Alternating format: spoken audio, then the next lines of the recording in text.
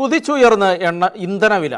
പശ്ചിമേഷ്യയ്ക്ക് പുറമെ കരിങ്കടലിൽ റഷ്യയും ഉക്രൈനും യുദ്ധം മുറുകിയതും എണ്ണവില കുതിക്കാൻ ഇപ്പോൾ കാരണമായിരിക്കുകയാണ്. ഇന്ത്യ ഉൾപ്പെടെ 5 രാജ്യങ്ങൾക്ക് മേൽ റഷ്യൻ എണ്ണ ഇറക്കുമതിയുടെ പേരിൽ കനത്ത തീരുവ ചുമത്താനുള്ള ബില്ലുമായി അമേരിക്ക വീണ്ടും എത്തുന്നു എന്നുള്ള റിപ്പോർട്ടുകളും പുറത്തു വരുന്നു. ഇറാനും യുഎസും യുദ്ധം ഘടിപ്പിച്ചതോടെ ക്രൂഡ് ഓയിൽ വില കുതിച്ചുകയറ്റം തുടങ്ങി. ഇതിനു പുറമെ കരിങ്കടലിൽ റഷ്യയും ഉക്രൈനും യുദ്ധം മുറുക്കിയതും എണ്ണവിലയ്ക്ക് പുത്തൻ ആവേശമായി. ട്രംപ് 20% കപ്പൽ ഫീസ് ഈടാക്കാനുള്ള നീക്കം പിൻവലിച്ചത് ഒരു ഘട്ടത്തിൽ എണ്ണവിലയുടെ കുതിപ്പിന്റെ സ്പീഡ് കുറച്ചിരുന്നു. അപ്പോഴാണ് എരുതിയിൽ എണ്ണയൊഴിച്ച് റഷ്യയും ഉക്രൈനും പോരു തുടങ്ങിയത്. യുഎസ് ക്രൂഡ് വില ബാരലിന് 0.98% വർധനവുമായി $80.12 എത്തി. ബ്രന്റ് വില 1.17% ഉയർന്ന് $85.72. ഒരു സമയം ബ്രന്റ് വില $87.17 എത്തിയിരുന്നു. ഇന്ത്യ ഉൾപ്പെടെ 5 രാജ്യങ്ങൾക്ക് മേൽ റഷ്യൻ എണ്ണ ഇറക്കുമതിയുടെ പേരിൽ കനത്ത തീരുവ ചുമത്താനുള്ള ബില്ലുമായി അമേരിക്ക എത്തുന്നു എന്ന റിപ്പോർട്ടും പുറത്തുവന്നു. സെനറ്റർമാരായ റിച്ചാർഡ് ബ്ലൂമെന്താൽ, ജീൻ ഷഹീൻ എന്നിവരാണ് ബില്ലുമായി രംഗത്ത് വന്നത്. കഴിഞ്ഞ ദിവസം അന്തരിച്ച സെനറ്റർ ലിൻസി ഗ്രഹാമിന്റെ പേരിൽ Lincy Graham Russia accountability bill ആണ് പ്രഖ്യാപിച്ചിരിക്കുന്നത്. റഷ്യയുടെ കടുത്ത വിമർശകനായിരുന്നു ഗ്രഹാം. ഇന്ത്യക്ക് മേൽ ഉൾപ്പെടെ വൻ തീരുവ ചുമത്തണമെന്ന് ആവശ്യപ്പെട്ട വ്യക്തി കൂടിയാണ് അദ്ദേഹം. നേരത്തെയും സമാന ബില്ലുമായി സെനറ്റർമാർ രംഗത്ത് വന്നിരുന്നു. അതിൽ 500% തീരുവ ഈടാക്കാനായിരുന്നു നിർദ്ദേശം. ഇക്കുറി ബില്ലിൽ ഇത് 100%ത്തിലേക്ക് താഴ്ത്തിയെന്നാണ് അറിവ്. India, China, Slovakia, Azerbaijan, Hungary എന്നീ രാജ്യങ്ങൾക്ക് മേൽ തീരുവ ചുമത്തുവാനാണ് സെനറ്റർമാരുടെ നീക്കം. International desk, ഷെഖേന news. ഇനി പശ്ചിമേഷ്യയിലെ യുദ്ധവുമായി ബന്ധപ്പെട്ട വാർത്തകളുമായിട്ട് ജോയ്സ് മാത്യു ന്യൂസ് ഡെസ്കിൽ നിന്ന് ചേരുന്നുണ്ട്. ജോയ്സെ, കഴിഞ്ഞ ദിവസം ഫോക്സ് ന്യൂസ് പ്രസിഡന്റ് ഡൊണാൾഡ് ട്രംപുമായിട്ട് നടത്തിയ ഒരു അഭിമുഖത്തിൽ അദ്ദേഹത്തോട് റിപ്പോർട്ടർ ചോദിക്കുന്നുണ്ട്, നിങ്ങൾ ഇറാൻ്റെ എനർജി മേഖലകളെ ആക്രമിക്കുമോ എന്നുള്ളത്. അപ്പോൾ അദ്ദേഹം തിരിച്ച് പറയുന്ന മറുപടി, ഊർജ്ജ മേഖലകളെ അവസാനത്തേക്ക് വെച്ചിരിക്കുകയാണ്, ആ ലക്ഷ്യങ്ങളെയെല്ലാം ഞങ്ങൾ അവസാനത്തേക്ക് വെച്ചിരിക്കുകയാണ്. ഇന്ന് രാത്രി ഞങ്ങൾ അവരെ ഭയങ്കരമായി ആക്രമിക്കും, നാളെ രാത്രി ആക്രമിക്കും, നാളെ കഴിഞ്ഞ് രാത്രിയും ആക്രമിക്കും, അങ്ങനെ എന്നും ആക്രമണം തുടരും. അടുത്ത ആഴ്ച ഞങ്ങൾ അവരുടെ പവർ പ്ലാന്റുകൾ ആക്രമിക്കും, അതിൻ്റെ അടുത്ത ആഴ്ച അവരുടെ പാലങ്ങൾ ആക്രമിക്കും, അങ്ങനെ ഇതെല്ലാം ആക്രമിച്ച് തകർക്കും എന്നാണ് അദ്ദേഹം മറുപടി നൽകിയത്. എങ്ങനെ വിലയിരുത്താം പശ്ചിമേഷ്യയിലെ യുദ്ധത്തെ നമുക്ക്? തീർച്ചയായിട്ടും റോബിൻ, ഇപ്പോഴത്തെ ഒരു പോക്കനുസരിച്ച് പശ്ചിമേഷ്യയിൽ വളരെ വലിയൊരു സംഘർഷത്തിലേക്ക് നീങ്ങുകയാണോ പശ്ചിമേഷ്യ എന്നത് നമ്മൾ സംശയിക്കേണ്ടിയിരിക്കുന്നു. അതായത് അമേരിക്ക ഓരോ ദിവസവും വലിയ തോതിലുള്ള ആക്രമണങ്ങളാണ് ഇറാൻ്റെ മേലെ അഴിച്ചുവിട്ടുകൊണ്ടിരിക്കുന്നത്. ഇറാൻ തിരിച്ചടിക്കുന്നുണ്ട് എങ്കിൽ പോലും ഇറാൻ തിരിച്ചടിക്കുന്നത് ഗൾഫ് രാജ്യങ്ങളെയാണ് എന്നതാണ് അതിലൊരു വൈരുദ്ധ്യം വരുന്നത്. അതായത് ഗൾഫ് രാജ്യങ്ങൾ എന്ന് പറയുമ്പോൾ അതിനുള്ളൊരു കാരണം ആദ്യം മുതലേ ഇറാൻ പറയുന്നത് അമേരിക്കയുടെ ബേസുകൾ ഉള്ളത് കൊണ്ടാണ് എന്നാണ്. പക്ഷേ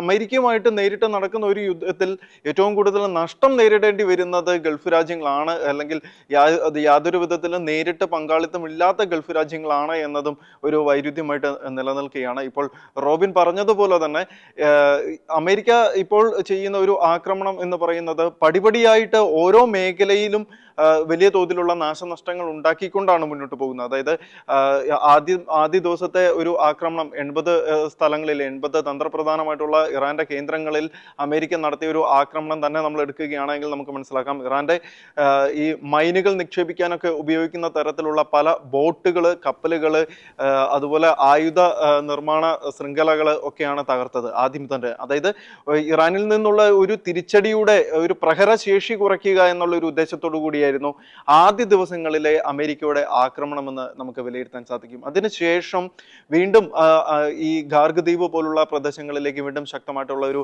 ആക്രമണങ്ങൾ നടത്തിയതിനെ തുടർന്ന് ഇറാന്റെ ശക്തമായിട്ടുള്ള ഒരു സാമ്പത്തിക വ്യവസ്ഥയ്ക്ക്, അല്ലെങ്കിൽ ആ സാമ്പത്തിക വ്യവസ്ഥയുടെ നട്ടെല്ലിന് കൊടുത്ത ഒരു പ്രഹരം എന്നുള്ള രീതിയിലാണ് അമേരിക്ക വീണ്ടും ആക്രമണങ്ങൾ നടത്തുന്നതെന്ന് വേണം നമുക്ക് മനസ്സിലാക്കാൻ വേണ്ടിയിട്ട്. അതിനുശേഷം ഇപ്പോൾ ഡൊണാൾഡ് ട്രംപിന്റെ ഒരു പ്രസ്താവന ഇപ്പോൾ റോബിൻ കോട്ട് ചെയ്തതുപോലെ നമുക്ക് വേണമെങ്കിൽ വിലയിരുത്താം.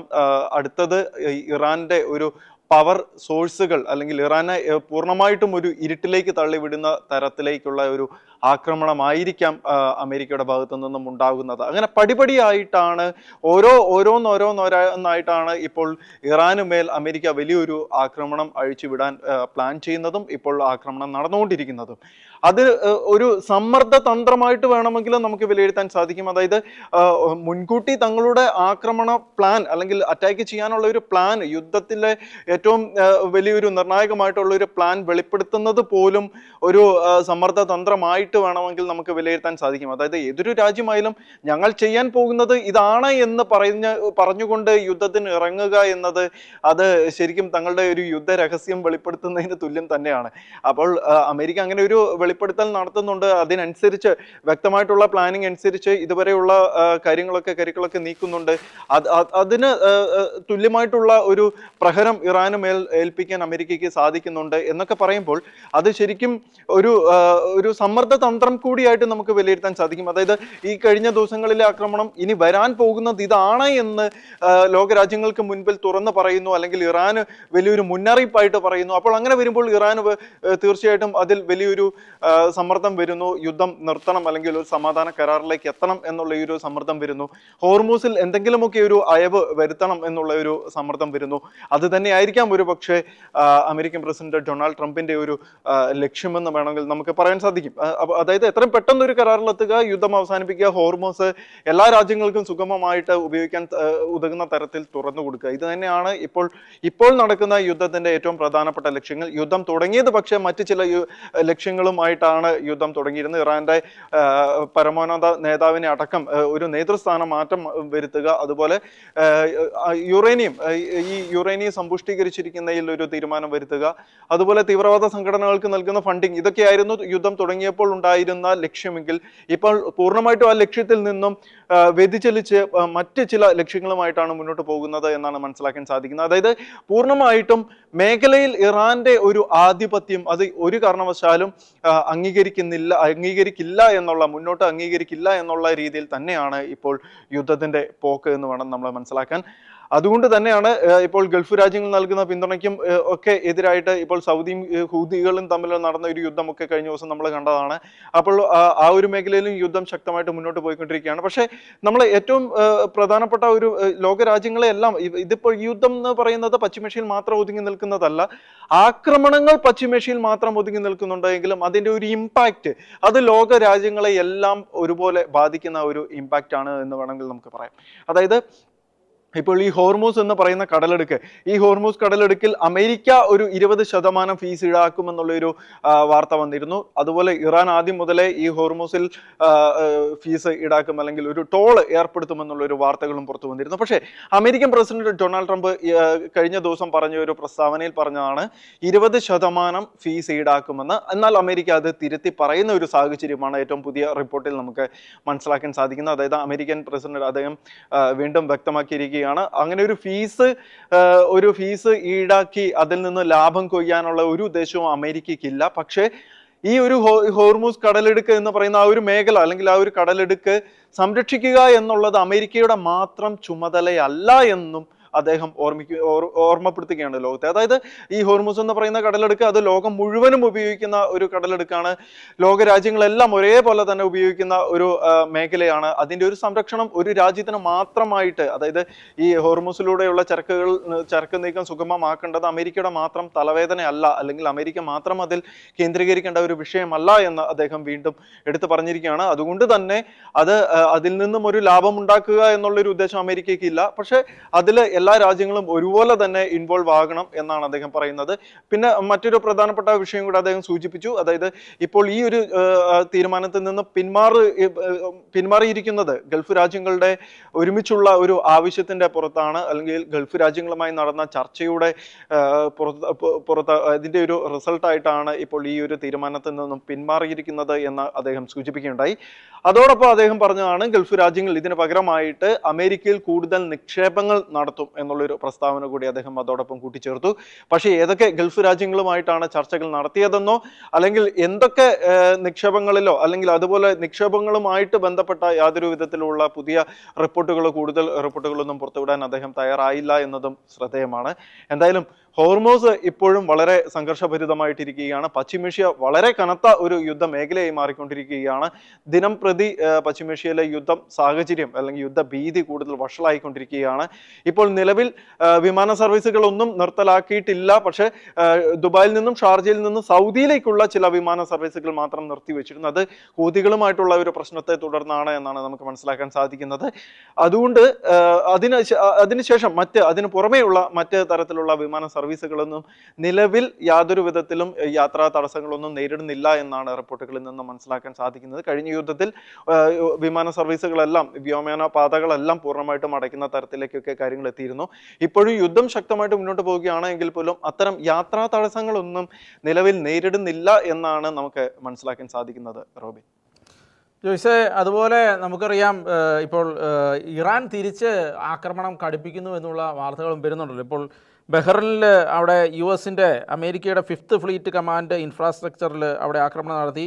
അതുപോലെ തന്നെ എക്വിപ്മെൻറ്റ് വെയർ ഹൗസിൽ, ഫ്യൂൾ ടാങ്ക് ഉള്ള സ്ഥലങ്ങളിലൊക്കെ ആക്രമണം നടത്തി. പിന്നെ ജോർദാനിലേക്ക് വരുമ്പം F-15, F-16, F-35 അടക്കമുള്ള ജെറ്റുകളുടെ ഹാങ്ങറുകൾ, അതുപോലെ തന്നെ MQ-9 ഡ്രോണുകൾ, അവിടെയെല്ലാം അതിൻ്റെ ബേസുകളിലൊക്കെ ആക്രമണം നടത്തിയെന്ന് പറയുന്നുണ്ട്. കുവൈറ്റിലേക്ക് വരുമ്പോൾ അവിടെ KGL, Kuwait and Gulf link transport company, അത് അമേരിക്കൻ കമ്പനികൾ, അമേരിക്കയുടെ ഈ മിലിറ്ററിയുമായി എല്ലാം ബന്ധപ്പെട്ട് ലോജിസ്റ്റിക്സ് നടത്തുന്ന കമ്പനിയായിരുന്നു, അതിനെ ആക്രമണം നടത്തിയിട്ടുണ്ട് എന്ന് പറയുന്നു. അതുപോലെ റഡാർ സിസ്റ്റങ്ങൾ, infrastructure, patriot air defence complex, അങ്ങനെ ഒരുപാട് സ്ഥലങ്ങളിലേക്ക് ആക്രമണം നടത്തിയെന്ന് IRGC പറയുന്നു, ഇറാൻ്റെ സൈന്യം പറയുന്നു. എങ്ങനെയാണ് ഇറാൻ്റെ പ്രത്യാക്രമണത്തെ നമുക്ക് വിലയിരുത്താൻ കഴിയുക?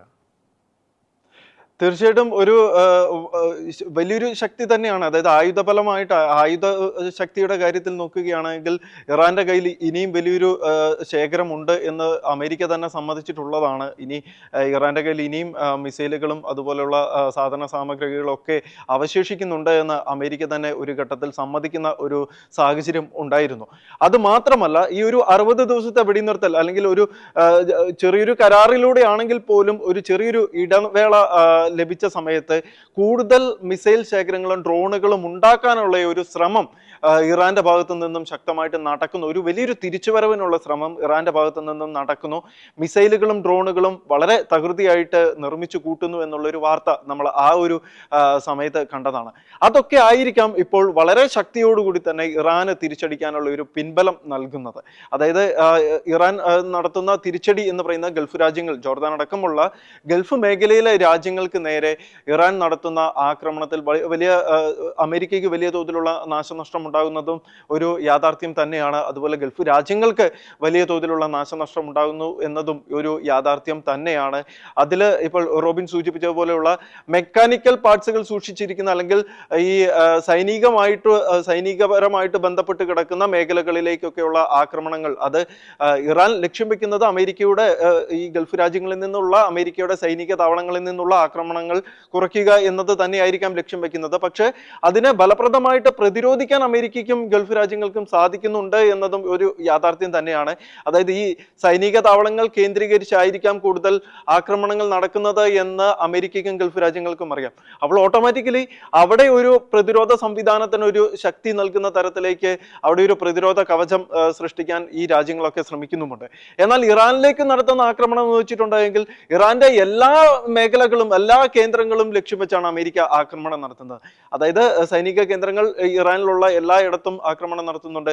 അതുപോലെ പവർ ഗ്രിഡുകൾ നോക്കുകയാണെങ്കിൽ അവിടെ എല്ലാ ആക്രമണങ്ങളും നടത്തുന്നുണ്ട്. അപ്പോൾ ഈ കോമൺ ആയിട്ട് നടക്കുന്ന എല്ലാ മേഖലകളിലും ഒരു പ്രതിരോധം സൃഷ്ടിക്കുക എന്ന് പറയുന്ന ഒരു വെല്ലുവിളിയാണ്.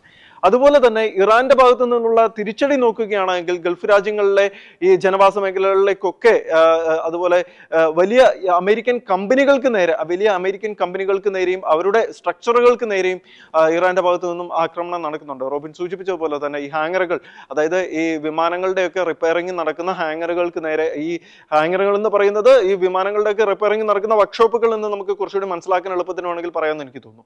അപ്പോൾ ആ ഒരു മേഖലയിലേക്കൊക്കെ ആക്രമണം നടത്തുന്ന അമേരിക്കയ്ക്ക് വലിയ തോതിലുള്ള നാശനഷ്ടങ്ങൾ ഉണ്ടാക്കുന്നുണ്ട്. എങ്കിലും അതിന് വളരെ ശക്തമായിട്ടുള്ള പ്രതിരോധം സൃഷ്ടിക്കുവാനും അമേരിക്കയ്ക്ക് സാധിക്കുന്നുണ്ട് എന്നതും ഒരു യാഥാർത്ഥ്യം തന്നെയാണ്. ഇറാന്റെ തിരിച്ചടിയെ നമ്മൾ ഒരിക്കലും കുറച്ച് കാണുന്നില്ല. ഇറാൻ വളരെ ശക്തമായി തന്നെ തിരിച്ചടി നൽകുന്നുണ്ട്, വളരെ ശക്തമായിട്ടുള്ള ആക്രമണം നടത്തുന്നുണ്ട്. അത് പക്ഷേ നേരിട്ട് ഹിറ്റ് ചെയ്യുന്നത് ഗൾഫ് രാജ്യങ്ങളിലാണ് എന്നുള്ളതാണ് അതിലെ ഒരു വ്യത്യാസം വരുന്നത്. ഇസ്രായേലിലേക്ക് ഇപ്പോൾ നേരിട്ട് ഒരു ആക്രമണം നടക്കുന്നില്ല. ഇസ്രായേലും നേരിട്ട് ഈ ഒരു യുദ്ധത്തിൽ ഇപ്പോൾ പങ്കാളിയാകുന്നില്ല എന്നാണ് എന്നതാണ് നമുക്ക് മനസ്സിലാക്കാൻ സാധിക്കുന്നത്. പിന്നാമ്പുറത്ത് എല്ലാ വിധത്തിലുള്ള സപ്പോർട്ടുമായിട്ട് ഇസ്രായേൽ അമേരിക്കയ്ക്കൊപ്പം ഉണ്ട് എന്നതും ഒരു യാഥാർത്ഥ്യം തന്നെയാണ്. അമേരിക്ക എന്ന് പറയുമ്പോൾ അമേരിക്കയുടെ ബേസുകൾ മാത്രമാണ് അമേരിക്ക ഈ ഗൾഫ് രാജ്യങ്ങളിൽ വെച്ചിരിക്കുന്നത്, അല്ലെങ്കിൽ ഗൾഫ് രാജ്യങ്ങൾ കേന്ദ്രീകരിച്ച് അമേരിക്ക ലക്ഷ്യമിടുന്നത്. അവിടെ നിന്നുമുള്ളൊരു ആക്രമണത്തിന് എപ്പോൾ വേണമെങ്കിലും തയ്യാറെടുത്ത് അല്ലെങ്കിൽ അതിനെ പ്രതിരോധിക്കാൻ തയ്യാറെടുത്ത് തന്നെയാണ് അമേരിക്കയും ഗൾഫ് രാജ്യങ്ങളും ഉള്ളത്. പക്ഷേ ഇറാന്റെ ആക്രമണത്തിൽ നഷ്ടം വരുന്നുണ്ട് എന്നതും ഇത് രണ്ടു വശവും നമ്മൾ കൂട്ടിവെച്ച് വായിക്കേണ്ടതാണ്. നഷ്ടം സംഭവിക്കുന്നുമുണ്ട്, പ്രതിരോധം നടക്കുന്നുമുണ്ട് എന്നതാണ് ഈ ഒരു ഇറാന്റെ പ്രത്യാക്രമണത്തിൽ നമ്മൾ മനസ്സിലാക്കേണ്ട ഒരു സാഹചര്യം എന്ന് പറയുന്നത്. പക്ഷേ ഇറാനിലേക്ക് നമ്മൾ പോവുകയാണെങ്കിൽ ഇറാൻ സൗഹൃദ രാജ്യങ്ങളിൽ പോലും ഇപ്പോൾ ഒമാന്റെ ഒരു വിഷയം എടുക്കുകയാണെങ്കിൽ ഇറാന്റെ പ്രതിനിധികൾ ഒമാനിലുള്ള സമയത്താണ് ഈ ഒമാന്റെ സമുദ്രപരിധിയിൽ വെച്ച് കപ്പൽ ആക്രമിക്കുന്ന തരത്തിലേക്ക് IRGC കടക്കുന്നത്. അപ്പോൾ ഇറാന്റെ ഒരു സിറ്റുവേഷൻ നമ്മൾ നോക്കുകയാണെങ്കിൽ ഇറാനുള്ളിൽ പോലും ഒരു ഒത്തൊരുമ അല്ലെങ്കിൽ ഇറാന്റെ ഭരണ നേതൃത്വത്തിൽ പോലും ഒരു സ്വരച്ചേർച്ച ഉണ്ട് എന്ന് നമുക്ക് വ്യക്തമാണ്. അതായത് IRGC അവരുടേതായിട്ടുള്ള തീരുമാനത്തിൽ ആക്രമണങ്ങൾ നടത്തുന്നു, അവരുടേതായിട്ടുള്ള ഒരു തീരുമാനത്തിൽ കാര്യങ്ങൾ മുന്നോട്ട് കൊണ്ടുപോകുന്നു. മറ്റ് ഭരണ നേതൃത്വം അരാക്ചി ഉൾപ്പെടെയുള്ളവര് ഭരണ നേതൃത്വം അവരുടേതായിട്ടുള്ള തീരുമാനത്തിൽ കാര്യങ്ങൾ കൊണ്ടുപോകുന്നു. ഇവര് തമ്മിൽ ഒരു കോർഡിനേഷൻ ഇല്ലാത്ത ഒരു സാഹചര്യം. അങ്ങനെ ഒരു സൗഹൃദ രാജ്യത്തിന് പോലും ഒമാനുമായിട്ട് വലിയൊരു പ്രശ്നങ്ങളില്ലാത്ത ഒരു സിറ്റുവേഷനിലായിരുന്നു കാര്യങ്ങൾ ഉണ്ടായിരുന്നു. ഒമാൻ ഒരുപാട് നയതന്ത്ര ഇടപെടലുകളൊക്കെ നടത്തുകയും അല്ലെങ്കിൽ ഒരു മധ്യസ്ഥ ചർച്ചകളിലൊക്കെ നടത്താനൊക്കെ മുന്നിൽ നിന്ന ഒരു രാജ്യമാണ് ഒമാൻ. അപ്പോൾ ഈ ഒമാന്റെ സമുദ്രപരിധിയിൽ വെച്ച് കപ്പൽ ആക്രമിക്കുകയും അതും ഇറാന്റെ പ്രതിനിധികൾ ഒമാനിലുള്ള സമയത്ത് ആക്രമിക്കുകയും ചെയ്തത് അവർക്കിടയിൽ തന്നെയുള്ള ഒരു ഭിന്നിപ്പിനെ നമുക്ക് സൂചിപ്പിക്കുന്ന തരത്തിലേക്ക് കാര്യങ്ങൾ എത്തിയിരുന്നു. അപ്പോൾ ഇറാന്റെ മൊത്തത്തിലുള്ള ഒരു പ്രത്യാക്രമണമായാൽ പോലും അല്ലെങ്കിൽ ഇറാൻ മറ്റ് ഗൾഫ് രാജ്യങ്ങൾ ആക്രമിക്കുന്നതായാലും ശരി, അല്ലെങ്കിൽ ഇറാന്റെ മൊത്തത്തിലുള്ള ഒരു രാഷ്ട്രീയ പശ്ചാത്തലം നോക്കുകയാണെങ്കിൽ പോലും ഒരു കോർഡിനേഷന്റെ ഒരു കുറവ് അല്ലെങ്കിൽ കോർഡിനേഷൻ നൽകാനുള്ള ഒരു നേതൃസ്ഥാനത്തുള്ള ഒരു കുറവ് ഇപ്പോൾ ശരിക്കും വ്യക്തമായിട്ട് കാണാൻ സാധിക്കുന്നുണ്ട്. മുസ്തഫ ഖമേനി അദ്ദേഹം ജീവനോടെ ഉണ്ട് എന്ന് പറയുന്നുണ്ടെങ്കിൽ പോലും അദ്ദേഹത്തിൻ്റെതായിട്ടുള്ള ഒരു ചിത്രമോ അല്ലെങ്കിൽ അദ്ദേഹത്തിൻ്റെതായിട്ടുള്ള മറ്റ് ഏതെങ്കിലും ഒരു ഡിജിറ്റൽ തെളിവുകളോ പോലും പുറത്തു വരുന്നില്ല എന്നതും ഒരു യാഥാർത്ഥ്യമാണ്. അദ്ദേഹം ജീവനോടെ ഉണ്ടെങ്കിൽ പോലും അദ്ദേഹം ഏത് അവസ്ഥയിലാണ് എന്നത് ഇപ്പോഴും ഒരു വലിയൊരു ചോദ്യചിഹ്നമായിട്ട് നിലനിൽക്കുകയാണ്. അമേരിക്കയും ഇസ്രായേലും പറയുന്നുണ്ട്, അദ്ദേഹം സമ്മതിക്കുന്നുണ്ട് അദ്ദേഹം ജീവനോടെ ഉണ്ട് എന്ന്. പക്ഷെ അത് ഏത് അവസ്ഥയിലാണ് എന്നത് ഇപ്പോഴും വലിയൊരു ചോദ്യമായി നിലനിൽക്കുകയാണ്. കാരണം ഒരു വ്യക്തി ജീവനോടെ ഉണ്ട്, പൂർണ്ണ ആരോഗ്യവാനായിട്ടാണ് എങ്കിൽ, ഇറാൻ പറയുന്നത് പോലെ, ഇറാൻ അവകാശപ്പെടുന്ന പോലെ പൂർണ്ണമായിട്ട് ഒരു ആരോഗ്യവാനായിട്ടാണ് എങ്കിൽ എന്തുകൊണ്ടും പുറത്തു വരുന്നില്ല, അല്ലെങ്കിൽ എന്തുകൊണ്ട് ഒരു വീഡിയോ പോലും പുറത്തു വരുന്നില്ല എന്നൊരു ചോദ്യം തന്നെയാണ്. അപ്പോൾ അങ്ങനെ ഒരു സാഹചര്യവും ഇപ്പോഴത്തെ ഇറാന്റെ ഒരു പ്രത്യാക്രമണവും ഒരു ലെവലില്ലാത്ത അല്ലെങ്കിൽ ഒരു കാടടിച്ചു വെടിവെക്കുന്ന പോലത്തെ ഒരു പ്രത്യാക്രമണമൊക്കെ കാണുമ്പോൾ അതിൽ നിന്ന് നമുക്ക് മനസ്സിലാക്കാൻ സാധിക്കുന്ന ഒരു നേതൃസ്ഥാനത്തിന്റെ കുറവ് അല്ലെങ്കിൽ ഒരു കോർഡിനേഷന്റെ കുറവ് ഉണ്ട് എന്ന് തന്നെയാണ്. അത് ശരിക്കും സൗഹൃദ രാജ്യങ്ങളെ പോലും കയറി അടിക്കുന്ന തരത്തിലേക്ക് ഇറാൻ ഒരു വൈകൃതമായിട്ടുള്ള ഒരു തീരുമാനങ്ങളിലേക്ക്, ഒരു പ്രത്യാക്രമണത്തിലേക്ക് എത്തുന്നുണ്ടോ എന്ന് നമ്മൾ സംശയിക്കേണ്ടിയിരിക്കുന്നു. തീർച്ചയായിട്ടും ഇറാന്റെ ആക്രമണങ്ങൾ ഗൾഫ് രാജ്യങ്ങളിൽ വൻതോതിലുള്ള നാശനഷ്ടങ്ങൾ ഉണ്ടാകുന്നുണ്ട്. അമേരിക്കൻ ബേസുകളിൽ നാശനഷ്ടങ്ങൾ ഉണ്ടാകുന്നുണ്ട്. ഒരു പരിധിവരെ ഇറാന്റെ ആക്രമണങ്ങളെ പ്രതിരോധിക്കാൻ സാധിക്കുന്നുണ്ട് എങ്കിൽ പോലും അമേരിക്കൻ ബേസുകളിൽ നാശനഷ്ടം ഉണ്ടാകുന്നുണ്ട് എന്നുള്ളത്, അമേരിക്കൻ സംവിധാനങ്ങൾക്ക് നാശനഷ്ടം ഉണ്ടാകുന്നുണ്ട്, പ്രതിരോധ സംവിധാനങ്ങൾക്കും റഡാർ സിസ്റ്റങ്ങൾക്കും ഒക്കെ നാശനഷ്ടം ഉണ്ടാകുന്നുണ്ട് എന്നതും ഒരു യാഥാർത്ഥ്യം തന്നെയാണ്.